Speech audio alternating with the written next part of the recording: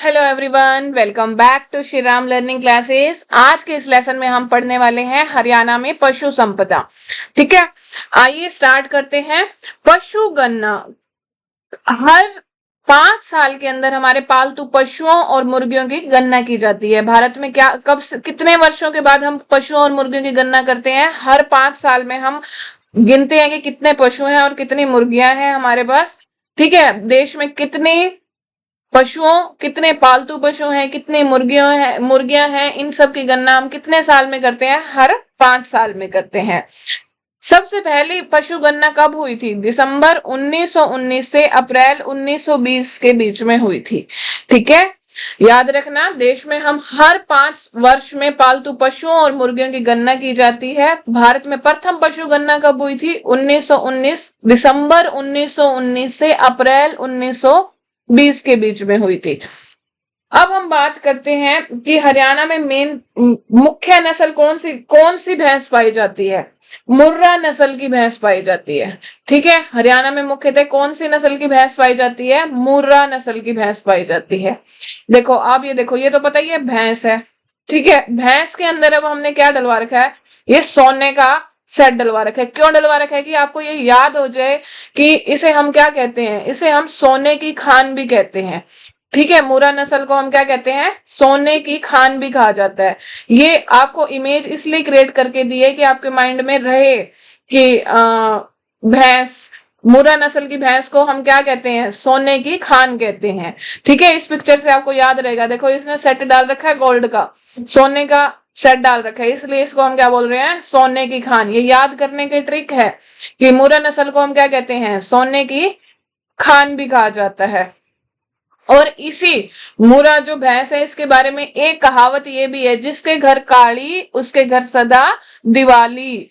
ठीक है, देखो, ये जिसके घर ये काली है, मतलब भैंस है जिसके घर में, उसके घर सदा दिवाली। भैंस को हमने क्या नाम दिया? काली। जिसके घर काली उसके घर सदा दिवाली। ठीक है, और इसका मुर्रा नस्ल के जो ये भैंस है, इसका उपनाम क्या है? खुंडी। क्या नाम है इसका? खुंडी। और ये कहाँ पे है? इसका मूल स्थान क्या है? पाकिस्तान का मोंटगोमरी, ये इसका मूल स्थान है।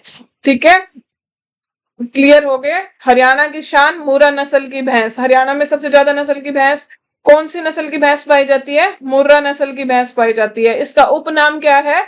खुंडी। मूल स्थान क्या है इसका? मोंटगोमरी। और मुर्रा नस्ल को हम क्या कहते हैं? सोने की खान भी कहा जाता है। और मुर्रा भैंस के बारे में एक कहावत भी है, जिसके घर काली उसके घर सदा दिवाली। और मुर्रा भैंस की वजह से हरियाणा को भारत की पशु संपदा की खान भी कहते हैं। पशु संपदा मतलब livestock mint of India, ये हम इंग्लिश में बोलते हैं। बट आपको इतना पता होना चाहिए कि पशु संपदा की खान हम किसको कहते हैं? मुर्रा भैंस की वजह से ही हम हरियाणा में को क्या कहते हैं? भारत की पशु संपदा की खान है। मुर्रा भैंस की कई विशेषताएं हैं। ये वो सबसे ज्यादा दूध देने वाली नस्ल है। ये एक दिन में 35 किलो दूध दे देती है। और इसको हम कई बार एग्जाम में ये क्वेश्चन आ जाता है, ये इंपॉर्टेंट है, कि एशियन ट्रैक्टर किसको कहते हैं? जो ये मुर्रा नस्ल की भैंस है, इसी को ही हम एशियन ट्रैक्टर भी कहते हैं। और सोने की खान किसको कहा जाता है? सोने की खान भी हम किसे बोलते हैं? मुर्रा नस्ल की भैंस को बोलते हैं। ठीक है, क्लियर हो गया? मुर्रा नस्ल की भैंस का क्या क्या क्या नाम है? उपनाम है खुंडी। आप ट्राई किया करो कि मेरे साथ ही आपको इसी क्लास में ये पॉइंट लर्न हो जाए। आपके लिए तभी ये पिक्चर्स बनाई जाती हैं कि आपको इजीली वे से याद रहें ये चीजें। ठीक है, और इसलिए इसको सोने का चैन डलवा रखी है। क्यों डलवा रखी? क्योंकि इसको सोने की खान भी कहा जाता है। इसका मूल स्थान कहाँ पे है? मोंटगोमरी। इसके बारे में क्या कहावत है? जिसके घर काली उसके घर सदा दिवाली। और मुर्रा भैंस की वजह से हरियाणा को हम क्या बोलते हैं? भारत की पशु संपदा की खान भी बोलते हैं। क्वेश्चन ऐसे भी आ सकता है कि 35 किलो दूध जो एक दिन में दे सकती है, सबसे ज्यादा दूध देने वाली नस्ल कौन सी है? मुर्रा भैंस। और मुर्रा को हम क्या कहते हैं? सोने की खान भी कहते हैं। एशियन ट्रैक्टर किसे कहते हैं? एशियन ट्रैक्टर भी मुर्रा भैंस को कहते हैं। ठीक है, नेक्स्ट अब हम बात करते हैं कि हरियाणा में जो पशुपालन है, जो उत्पादन है, सबसे दूध का उत्पादन, सबसे दूध उत्पादन और प्रशिक्षण केंद्र कहाँ पे है?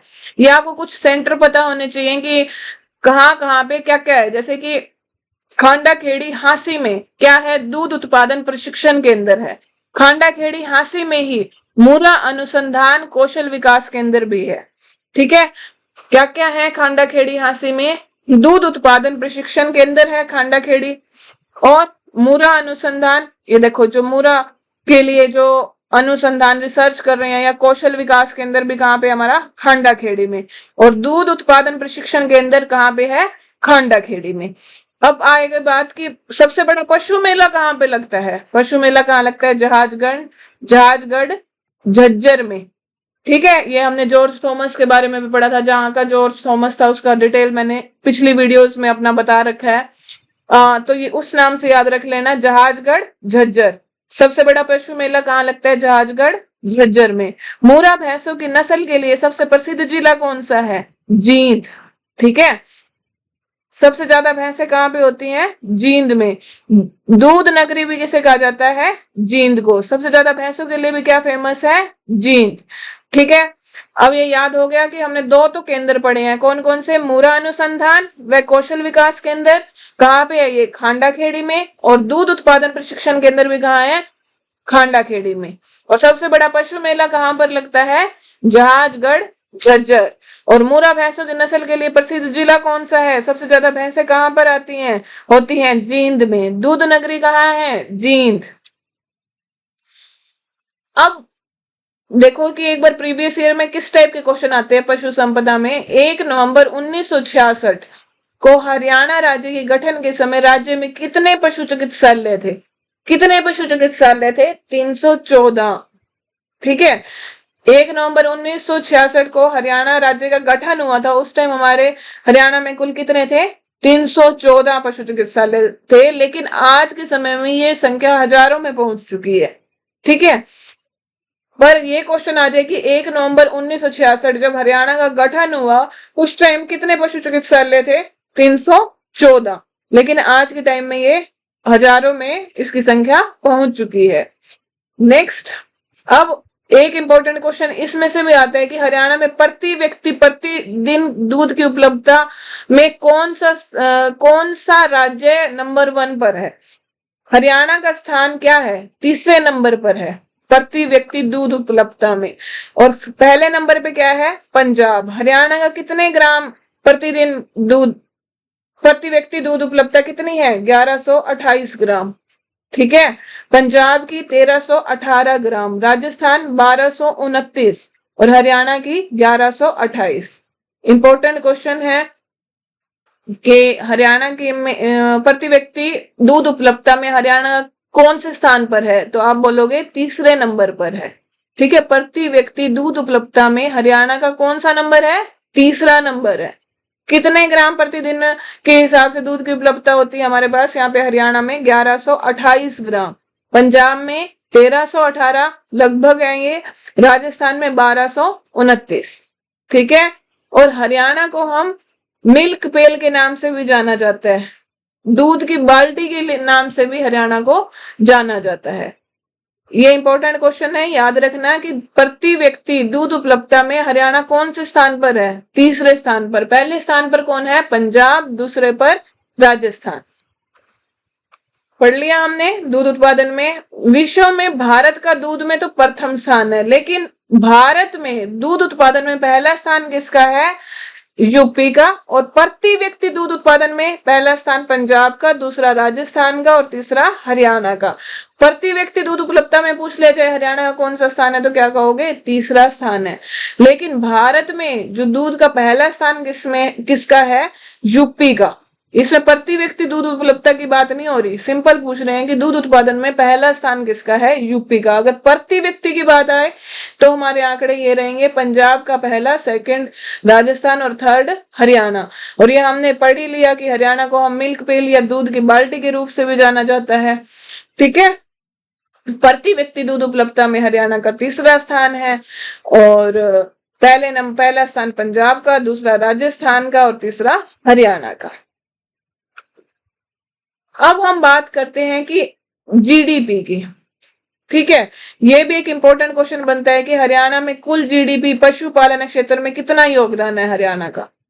2.5% है। कितना है?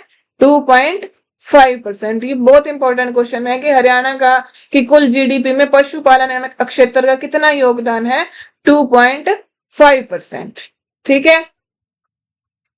और जितने भी देश में जितनी भी गाय भैंसे हैं उसमें 2% कितने हरियाणा में है, और देश में जितना दूध है उसका लगभग 5% कितना है, कहां पर है, हरियाणा में है। ये भी इंपॉर्टेंट पॉइंट्स है। जीडीपी हरियाणा के कुल जीडीपी में पशुपालन क्षेत्र में कितना योगदान है, 2.5%। Very very important point. Haryana की कुल जीडीपी में पशुपालन क्षेत्र का कितना योगदान है, 2.5%। अब आपको ये पता होना चाहिए कि राज्य में औसत 3 गांवों में से एक जगह पे हमारा पशु चिकित्सा संस्थान की सेवा भी उपलब्ध है। अगर 3 गांव है, ठीक है, तो एक आपको पशु चिकित्सा संस्थान भी वहां पर अवेलेबल है उसके लिए कि आप वहां पर जाके अपने पशुओं की जांच करवा सकते हो। 3 गांवों के लिए एक पशु चिकित्सा संस्थान की सेवा उपलब्ध है। ठीक है, जहां पर हम पशु चिकित्सा में उनका टीकाकरण करवा सकते हैं, पशुओं का बीमारियों की इलाज करवा सकते हैं, उनको आपातकालीन सेवाएं दे सकते हैं, उनका पोषण में क्या देना है, ये सब की चीजें हम दिमाग में, मतलब इन सब पशुओं की सारी केयर के लिए पशु चिकित्सा संस्थान उपलब्ध है। 3 गांवों में से एक जगह पर हमारा पशु चिकित्सा संस्थान उपलब्ध है।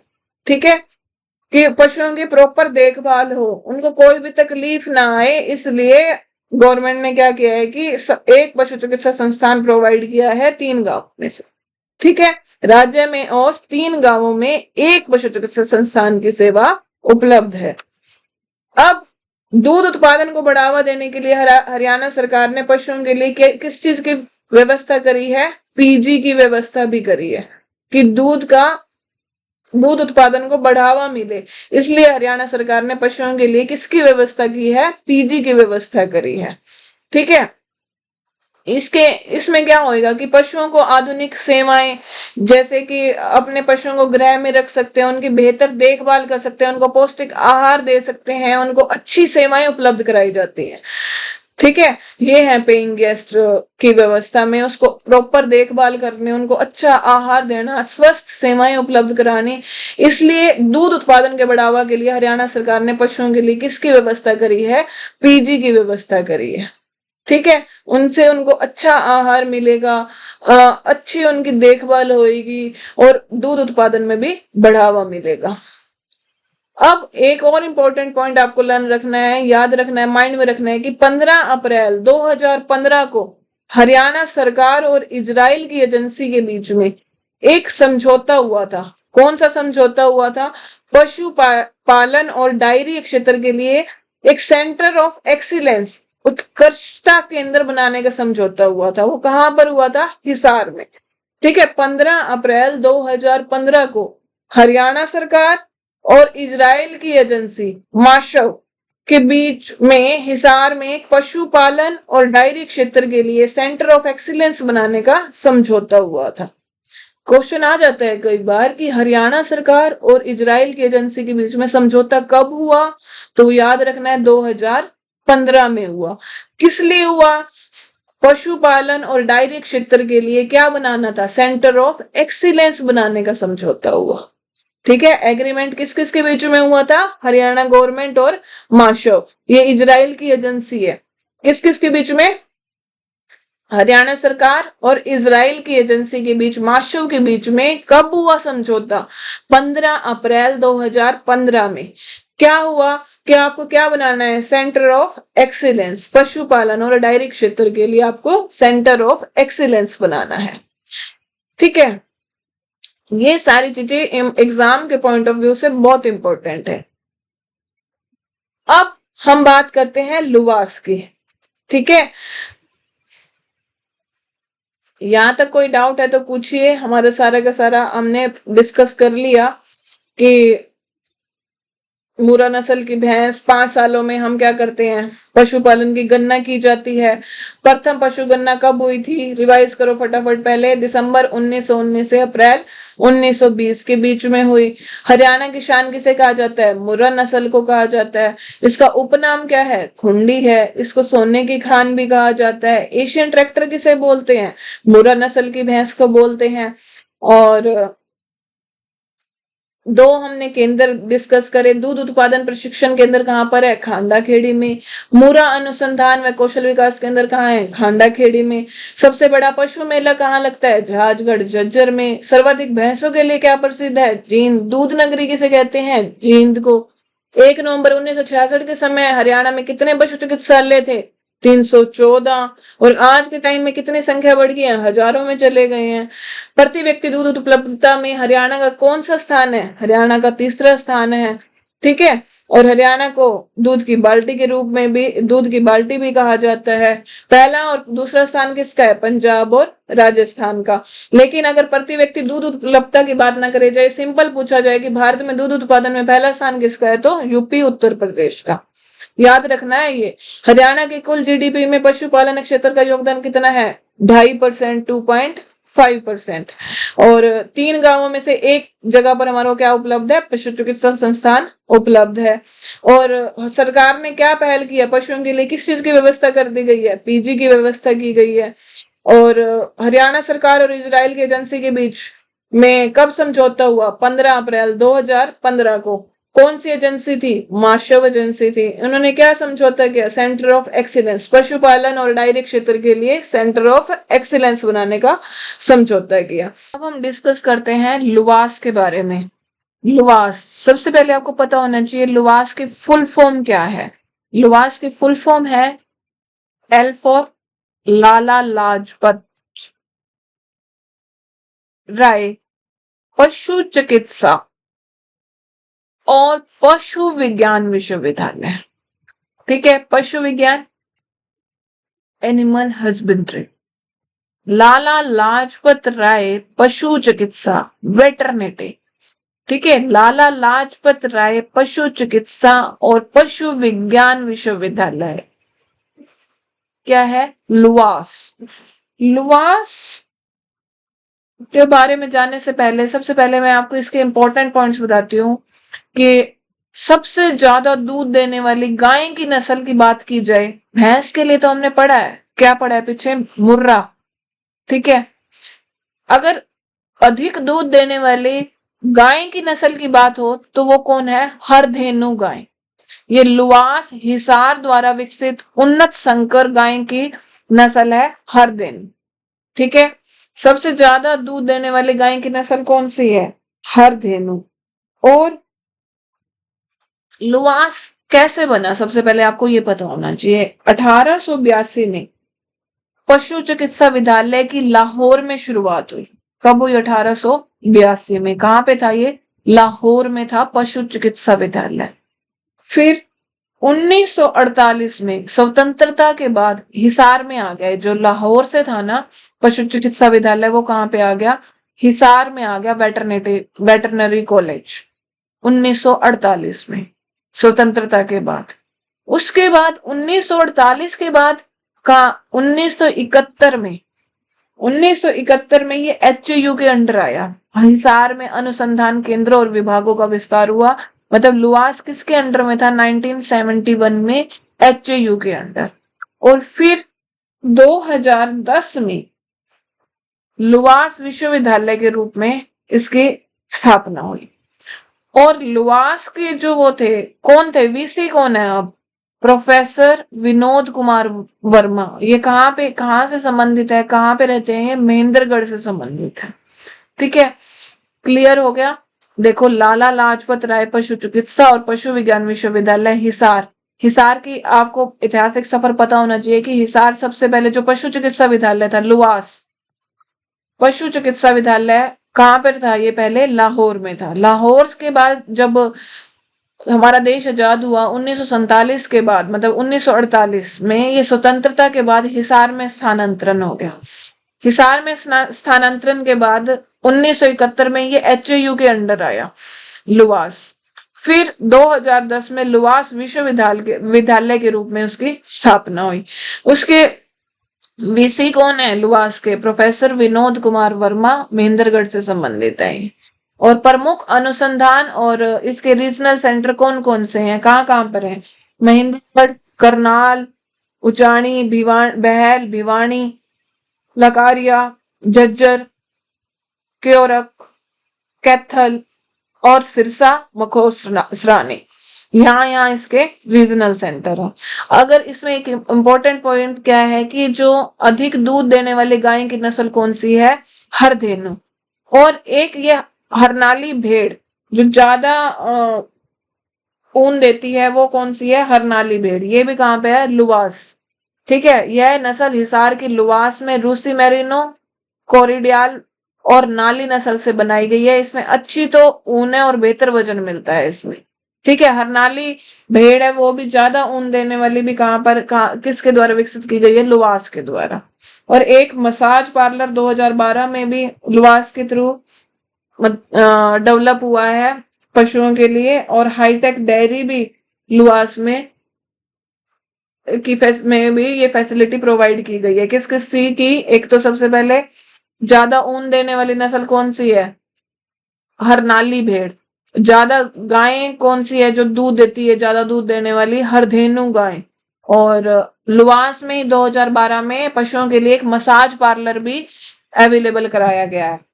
और हाईटेक डायरी भी अवेलेबल हुई है किसके थ्रू, लुवास के थ्रू। और ये हम ऑलरेडी पढ़ ही चुके हैं कि कहाँ कहाँ पे कौन कौन सा सेंटर है। दूध उत्पादन प्रशिक्षण केंद्र खांडाखेड़ी में है।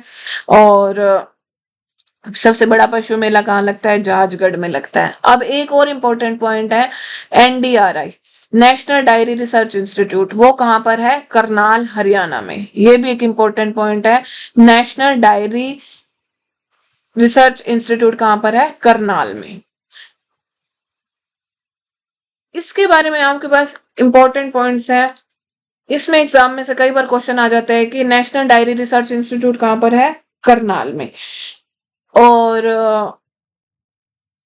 कब आया था ये, करनाल में कौन से ईयर में आया था, 1955 में।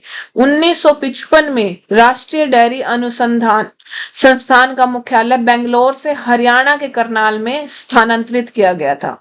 और इसी वर्ष इसका नाम बदलकर हमने क्या कर रख दिया था, एनडीआरआई, जो आज देश का प्रमुख डायरी अनुसंधान केंद्र है।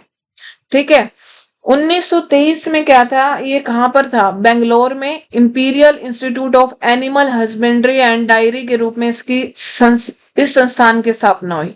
सबसे पहले ये कहां पर था, 1955 में आया था ये करनाल में। पहले एनडीआरआई कहां पर था, ये 1923 में बेंगलोर में imperial institute of animal husbandry and diary के रूप में इस संस्थान की स्थापना हुई। कहां पर था, जब हमारा देश आजाद भी नहीं हुआ था, उससे पहले 1923 इंपीरियल इंस्टीट्यूट के नाम से था। Imperial institute of animal husbandry and diary के रूप में इस संस्थान की स्थापना हुई। कहां पर हुई, बेंगलोर में। ठीक है, फिर 1936 में इस संस्थान का नाम बदलकर रख दिया इंपीरियल डायरी इंस्टीट्यूट। फिर जब आजादी के बाद 1955 में जब इसका नाम हमने मुख्यालय को बेंगलोर से हम कहा ले आए, करनाल हरियाणा में स्थानांतरित कर दिया गया और इसका नाम रख दिया नेशनल डायरी रिसर्च इंस्टीट्यूट रखा गया। और फिर 1974 में ये किसके अंडर आ गया, ICAR के अंडर आ गया। ये संस्थान के अनुसंधान और प्रशासनिक ढांचे का व्यापक विस्तार हुआ और इसको किसके अंदर आ गया, ये ICAR के अंदर आ गया। ठीक है, फिर 1989 में इसको डीम्ड यूनिवर्सिटी का दर्जा दिया गया।